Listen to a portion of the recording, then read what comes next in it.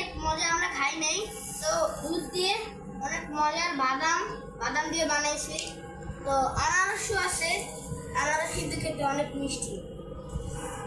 তারপরে গাইস দেখেন গাইস কত সুন্দর দুধ দিয়ে বানানো এই আইসক্রিম। খালে আপনাদের পুরো গরমের এইদিকে যদি গরম আসে আপনাদের এই গরম ফিলই হবে না, আপনাদের মনে হবে ঠান্ডা ফিল।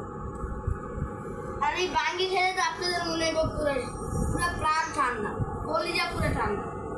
গাইস কি বলবো সেই গাইস। তারপরে আনারস আছে এদিকে, আপনাদের তিনটা ভালো মতো দেখাই।